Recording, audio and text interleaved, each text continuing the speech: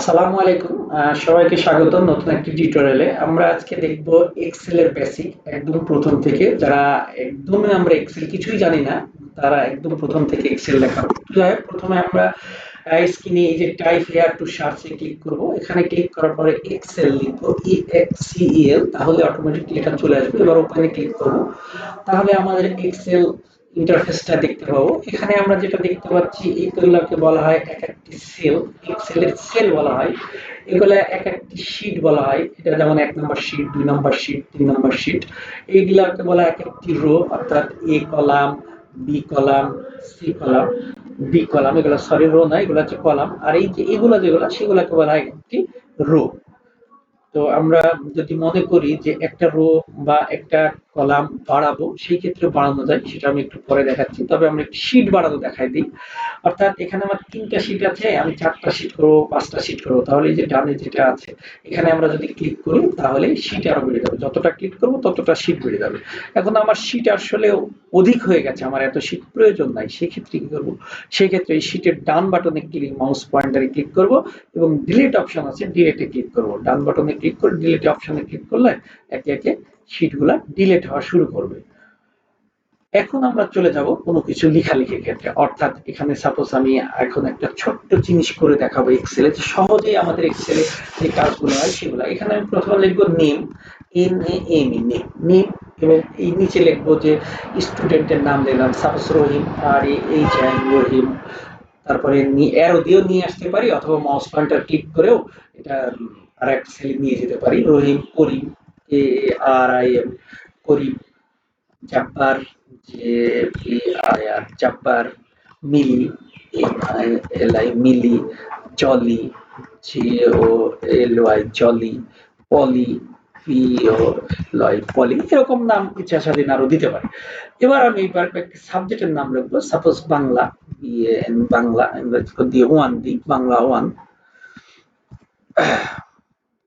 বাংলা 1। তারপরে দিব বাংলা 2, BANG_2,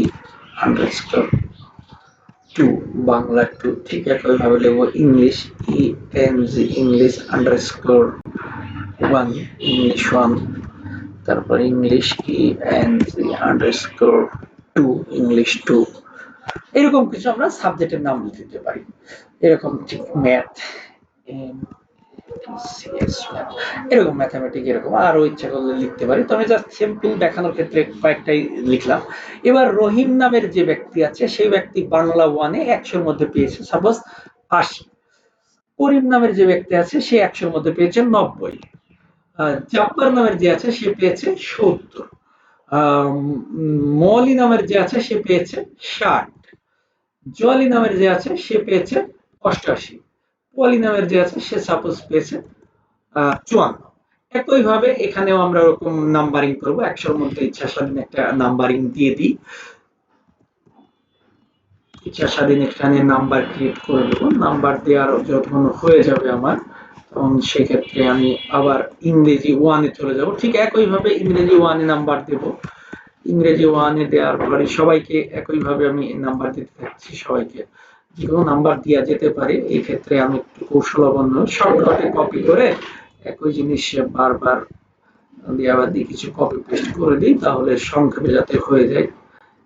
তো এর সময়টা একটু বেশি লেগে যাবে ছাড়া, তাই একটা নাম্বার এখানে দিয়ে দিলাম, কিছু কপি পেস্ট করে নাম্বার দিয়ে দিলাম।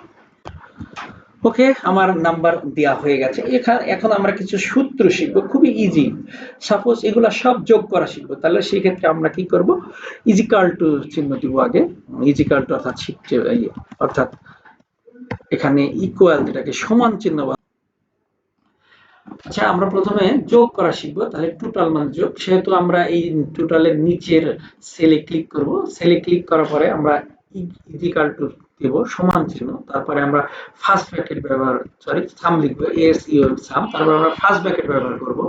ফার্স্ট ব্র্যাকেট ব্যবহার করার পরে লিখবো কোন কলাম আর কোন রো থেকে আমাদের সংখ্যা শুরু, সেটা আমাদের জানা লাগবে। তো এই যে বি কলামের 2 নম্বর রো থেকে, তাই আমরা B2 লিখবো, B2। তারপরে আমরা কি রো? কলম দিব, এই যে কলম দুইটা ফোঁটা যেটা, তারপরে আমরা লাস্ট কলাম কোনটা এবং লাস্ট রো কোনটা, এই যে 2 নাম্বারের এফ, এফ এ শেষে সংখ্যা শেষ নাই যে 2 এর এফ এ, তাই আমরা লিখব F2। লিখার পরে আমরা এবার ব্র্যাকেটটা ক্লোজ করে দেব। ব্র্যাকেটটা ক্লোজ করে দিয়ে এন্টার মারবো, তাহলে অটোমেটিকলি আমাদের এইগুলা সকলের যোগ একবারই হয়ে গেছে। এবার উপরের কলামে সেলে ক্লিক করার পরে এই যে ডানে যে ছোট নিচে যে ফুল স্টপের মতো আছে, এই জায়গাতে মাউস পয়েন্টার নিয়ে গেলে এটা 4টা হয়ে যাবে। তখন এটা মাউস পয়েন্টার চেপে ধরে আমরা যদি টান দিই, তাহলে সব যোগগুলা একবারে হয়ে যাবে। তাহলে কত সহজে আমরা একটা সূত্রের মাধ্যমে জাস্ট সব যোগগুলা করি। এরকম যদি আমাদের হাজার হাজার লেখা থাকতো, আমি জাস্ট অল্প কিছু করে দেখাচ্ছি, কিন্তু এরকম যদি পুরো শীট ভরে থাকতো, তাও এক টানে কয়েকটা ওয়ার্ড লেখার কারণেই এটা আহ, যোগ করে দিত। ঠিক একইভাবে যদি আমরা এবার এই সাইডের যোগ করলাম, অর্থাৎ আমরা এইগুলার যোগ করলাম, এইটার যোগ করলাম, এখন যদি আমরা চাই আমরা এই নিচে নিচে যোগ করব, সেই ক্ষেত্রে আমরা একইভাবে করতে পারি। সেক্ষেত্রে আমরা সব নিচের ঘরে কার্সার রাখবো, অর্থাৎ এইটাতে রাখলাম বি কলামের শেষ ঘরে কার্সার রাখলাম। এবার আমরা ঠিক একই সূত্র লিখবো, ইজ ইকুয়াল টু লিখবো প্রথমে, তারপরে সাম, এসইউএম সাম, তারপরে ফার্স্ট ব্র্যাকেট, তারপরে কোন ঘর যোগ করব সেটা লিখবো, অর্থাৎ বি2 থেকে শুরু, তাই এখানে লিখবো বি2 এবং কলন, যেটা বরাবর আমরা দিচ্ছি কলন, এবং লাস্ট যেটা সর্বশেষ কোনটা বি এরই এই পলি 7 নাম্বার, তাহলে বি7। এবার লিখবো হচ্ছে বি7 দিয়ে ব্র্যাকেট ক্লোজ করে দেব, ব্র্যাকেট ক্লোজ করে দেব, ব্র্যাকেট ক্লোজ করে দিয়ে এন্টার মারবো, তাহলে অলরেডি এগুলো সব যোগ হয়ে গেছে। আবার যদি আমরা এইভাবে টান দিই, তাহলে এই যে নিচের গুলারও সবগুলা যোগ হয়ে গেছে। আপনার যদি বিশ্বাস না হয়, আপনি নিজে নিজে মোবাইলে যোগ করে দেখতে পারেন। এই যে এই কটা সিলেক্ট করলাম, এই কটা সিলেক্ট সাম যে 442 অলরেডি দেখাচ্ছে। এই যে এই কটা সিলেক্ট করব, এগুলার যোগফল এখানে দেখাবে। কতটা আমার সিলেক্ট করা আছে, কাউন্ট আছে কয়টা, 6টা। এই যে 1 2 3 4 5 6, 6টা সিলেক্ট আছে, তাই লেখাচ্ছে 6টা কাউন্ট, এবং ওটার যোগফল কত হয়েছে, 343। এই যে 343। তারপরে এটার এভারেজ গড়, গড় হচ্ছে 57.1666। তো এইগুলো সব এখানে দেখা যায়। অর্থাৎ আমি যদি এটা সূত্রে নিই, তাহলে অনেক বেশি হয়ে যাবে। দেখেন এই যে 884, আর কয়টা কাউন্ট হয়েছে, 7টা, এবং এভারেজ কত, এগুলো। তো এইভাবে আমরা যোগ বার করতে পারি, বিয়োগ করতে পারবো, গুণ করতে পারবো, ভাগ করতে পারবো। তো ঠিক আছে, সবাইকে ধন্যবাদ। আমি প্রথমে আজকে যোগ করে দেখালাম, আগামী টিউটোরিয়ালে বিয়োগ, গুণ, ভাগ এবং আদার্স কিছু দেখাবো। সালাম আলাইকুম।